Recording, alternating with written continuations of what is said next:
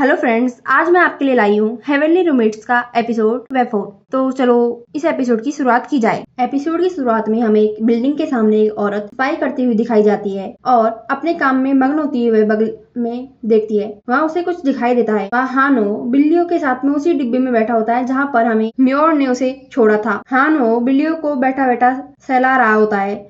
हानो उन बिल्लियों से कह रहा होता है थैंक यू करने के लिए तुम यहाँ पर आए हो।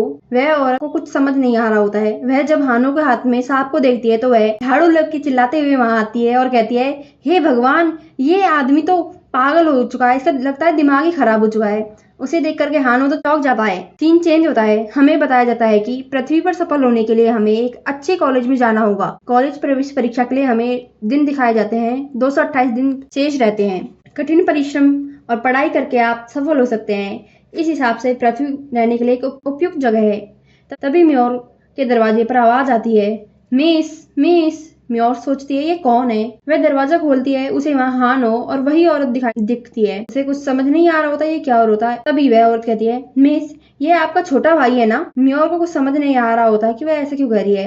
वह बोलती है हे भगवान, इतने आकर्षक युवक को इस तरह व्यवहार करते हुए देखना बिल्कुल भी उम्मीद के अनुरूप नहीं है। Zero civil sense. वह उसके हाथ से सांप को छीन लेती है। बेचारा हानो पीछे से उस औरत को देखता रहता है और म्योर भी उन्हें जाते हुए देखती है। हानो कहता है यह मुझे उन्होंने गिफ्ट किया था। म्योर हानो को कमरे में लेती है और दरवाजा बंद कर देती है और उससे पूछते है वे तुम्हें मेरा छोटा भाई क्यों कह रहे थे। हानो बतलाता है क्या तुम्हें नहीं पता, मिनिस्ट्री ऑफ लेबर ने मुझे पृथ्वी पर उपयोग के लिए एक फेक आईडी दी है और उस पेपर में हमें सिबलिंग बतलाया गया है। यह पेपर देखकर तो म्योर को तो 440 वोल्ट का झटका लग जाता है।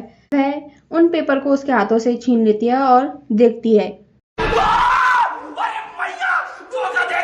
म्योर सोचती है हमें भाई बहन होने का नाटक क्यों करना पड़ रहा है। वह पेपर को देखती है। उसमें उन दोनों की बर्थ डेट सेम होती है। उनके जन्म वर्ष को छोड़ करके बाकी सब हूबहू कॉपी पेस्ट कर दिया जाता है। वह सोचती है स्वर्ग लोक का श्रम मंत्रालय बड़ा ही आलसी है।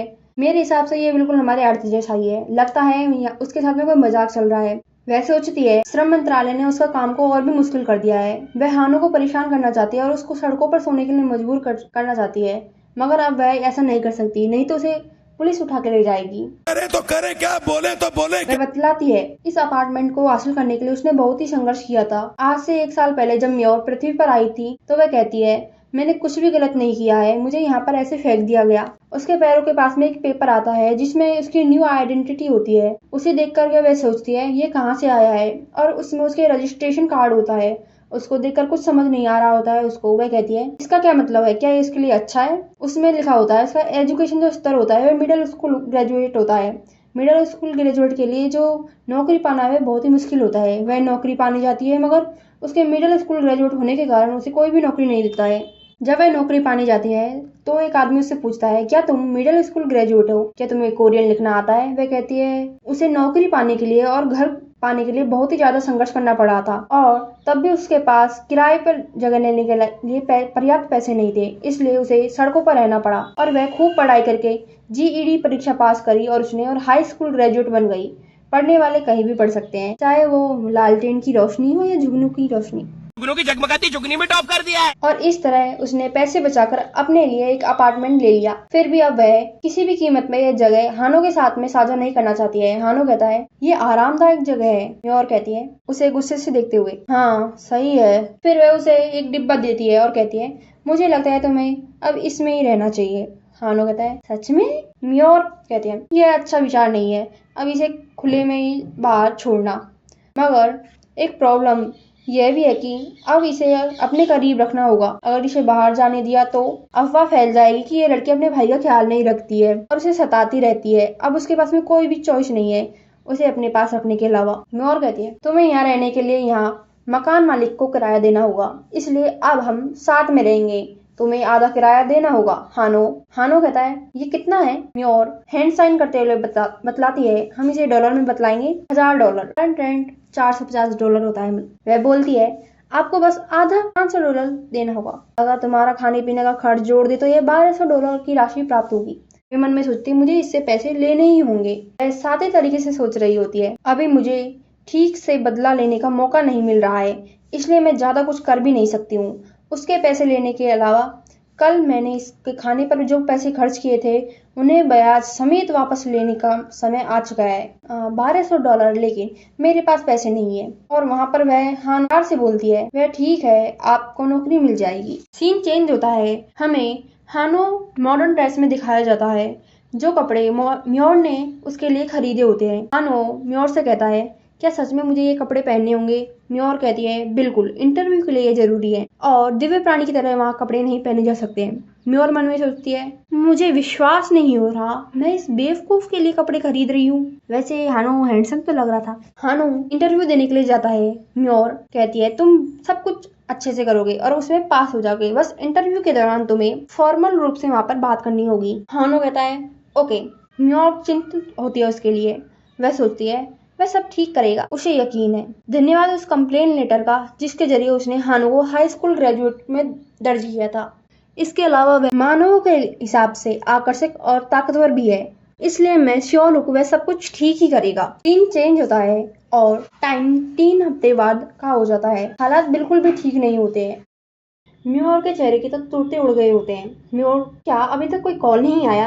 हानो कहता है खाना खाते हुए, नहीं, उन्होंने कहा था अगर मैं पास हो जाऊंगा तो वे मुझे कॉल करेंगे। म्योर सोचती है, यह कमीना कितना ज्यादा खाता है। यहाँ का बिल पहले $1620 था, जो अब 3 वीक के बाद में $661, और इस अपार्टमेंट में रहते हुए उसका खर्चा $500 है। इंटरव्यू के दौरान पहने गए कपड़ों की कीमत लगाए तो $73.80, कुल मिलाकर के $2854.83 खर्च हो चुके हैं। उसका कर्ज लगातार बढ़ता जा रहा है, सोचती है म्योर, और उसे उसकी नौकरी मिलने का कोई अंदाजा नहीं हो रहा था। वह मन ही मन बहुत गुस्सा करती है। म्योर चोरी छिपे उसका पीछा करती है। हानो अपने इन सभी इंटरव्यू में करता क्या है ये देखने के लिए। उसने जिन 10 जगह पर आवेदन किया था उनमें से किसी से भी कॉल नहीं आया। हानो के पैर लंबे हैं जिससे वो बहुत जल्दी चलता है, और म्योर खंबे के पीछे चोरी छिपे उसे देखती रहती है, और बिल्ली इन दोनों को ही देख रही होती है। वह हानो को बिल्डिंग के पीछे जाते हुए देखती है और फिर वह भी उसका पीछा वहां करती है। पीछे करते हुए तभी उसके पैरों में एक बिल्ली आकर के टकरा जाती है, और उससे बचने के चक्कर में वह पैर में मोच खा जाती है और वह गिर जाती है। दीवार से वह बिल्ली उसे देखती है। म्योर पर सड़क पर पड़े हुए अपने पैर को देखती है और उसे कहती है, तुमने ये जानबूझकर किया था ना? बिल्ली म्याऊं म्याऊं करती है और म्योर, अगर मैं लेट हुई तो यह तुम्हारी गलती होगी। वह तेजी से भागती भागती जाती है और हाफने लग जाती है, और वह इंटरव्यू वाली जगह पर पहुंच जाती है। वह सोचती है, काश इंटरव्यू ओवर नहीं हुआ हो। अब तक जब वह शॉप का दरवाजा खोलती है तो एक छोटी सी घंटी बजती है। वह अपने सामने का नजारा देख करके हैरान हो जाती है। हानो उस आदमी की कॉलर पकड़ के उसे उठा कर हवा में लटका रहा होता है, और वह आदमी हेल्प मांग रहा होता है रोते हुए। म्योर सोचती है, ये जो हो रहा है ये मजाक है ना? क्या इस पूरे समय वह यही हरकतें करता था? इंटरव्यू के समय हानो की शक्ल बहुत ही डरावनी लग रही होती है। सीन चेंज होता है। एक न्यू इंटरव्यू की जगह को दिखाया जाता है जिसका नाम जेजू रेस्टोरेंट होता है। हानो वहाँ पर इंटरव्यू देने के लिए आया होता है। उसका इंटरव्यू एक महिला दे रही होती है जो उससे कहती है, हमने तुम्हारे इंटरव्यू में देख लिया है तुम कैसे हो, और हम तुम्हें टेक्स्ट करेंगे तुम्हारा रिजल्ट बताने के लिए। वह डरते हुए वहां से चली जाती है। हानो सोचता है, मनुष्य रोचक प्राणी है, कैसे उनकी पीपल कांप रही होती है उसे देख करके। इतने सूक्ष्म तरीके से वह भी नहीं कर सकता है ऐसी नकल। महिला उसे गुड डे कहते हुए वहां से चली जाती है। उसका रिज्यूमे वहीं पर रह जाता है। फिर सीन चेंज होता है। हमें एक बिल्डिंग का सीन दिखाया जाता है जहाँ पर म्योर और हानो बातें कर रहे होते हैं। म्योर कहती है, क्या अभी तक तुम्हें कोई कॉल नहीं आया है? हानो कहता है, नहीं, यह अजीब है, उन्होंने कहा था कि अगर मैं पास हो जाऊंगा ना तो मुझे फोन करेंगे। उसे गुस्से में और उदास मन से देख रही होती है। तभी दरवाजा खटखटाने की आवाज आती है। यहाँ पर 2 आदमी होते हैं। वे बोलते हैं, अरे सॉन मिन वो, अगर तुमने मेरे पैसे उधार लिए हैं तो उन्हें जल्दी ही वापस लौटा देना चाहिए तुम्हें।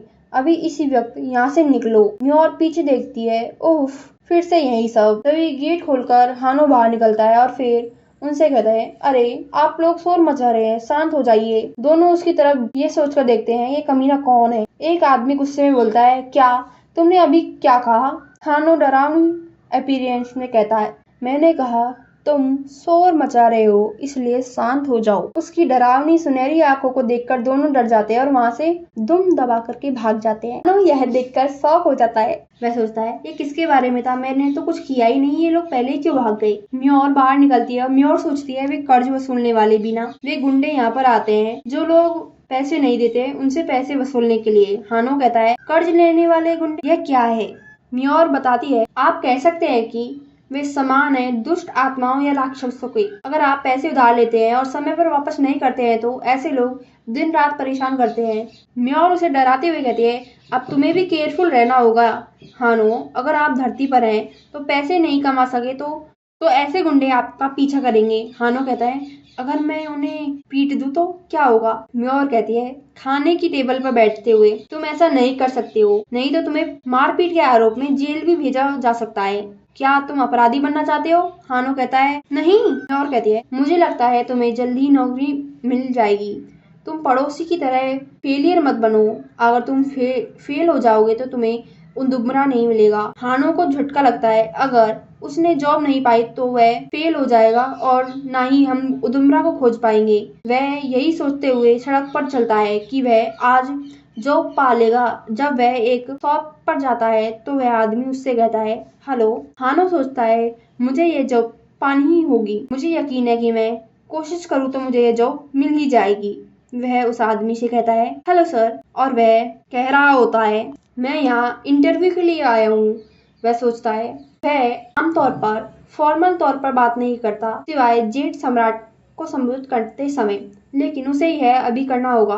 वह कहता है धन्यवाद आपका टाइम यहाँ मेरे लिए देने के लिए। वह मन में सोचता है मुझे स्माइल करनी होगी अच्छा दिखने के लिए, लेकिन वह स्माइल करने पर तो बहुत ही डरावना लग रहा होता है और वह आदमी उसे एक तरफ ले जाता है और डरते हुए कहता है इधर आओ। हानो कहता है मैंने बहुत सामान्य व्यवहार किया है। फिर वह आदमी हानो से पूछता है। फिर पूरी बात खत्म होने पर उस आदमी ने कहा मैं आपको टेक्स्ट मैसेज कर दूंगा आपका रिजल्ट, आप पास हुए हो या नहीं। हानो मन में सोचता है मैंने इस बार बहुत ज्यादा मेहनत करी है तो इस बार मैं पास हो जाऊंगा। वह आदमी की आंखों में डर को देखता है। जब भी वह किसी भी इंटरव्यू में जाता है तो वह सभी लोगों की आंखें कांपते हुए पाता है।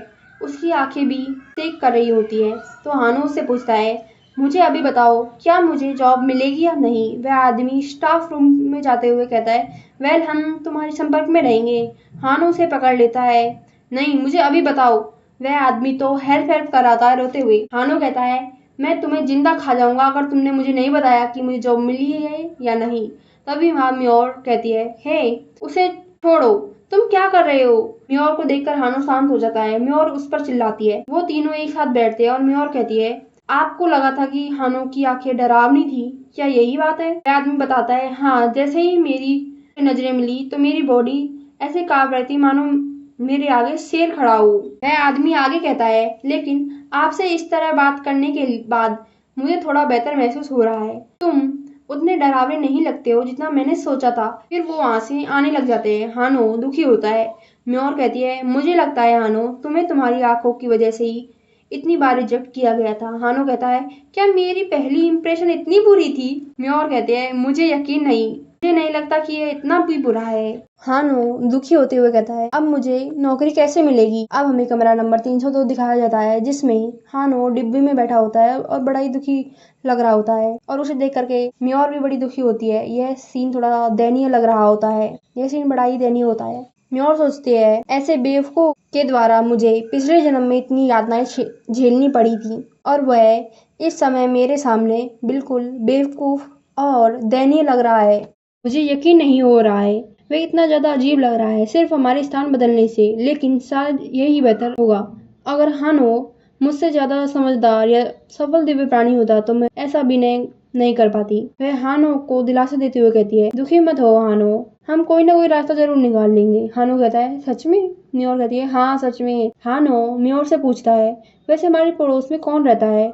कर्ज वसूलने वाले रोज उसके कमरे पर आते हैं। म्योर कहती है तुम ना ही जानो तो ठीक रहेगा। सीन चेंज होता है। हमें एक न्यू कैरेक्टर दिखाया जाता है जो किसी से बात कर रहा होता है फोन पे और उसे धन्यवाद कर रहा होता है। तुमने मेरी जान बचाई है इसलिए तुम्हारा बहुत बहुत धन्यवाद। मैं तुम्हारे इस कर्ज को जल्द ही चुका दूंगा, मैं यह वादा करता हूँ। ठीक है, मैं तुमसे बहुत प्यार करता हूँ। और यह हमें एक न्यू कैरेक्टर दिखाया जाता है। तो हमारा यह एपिसोड यहीं पर खत्म होता है। तो थैंक्स फॉर वॉचिंग।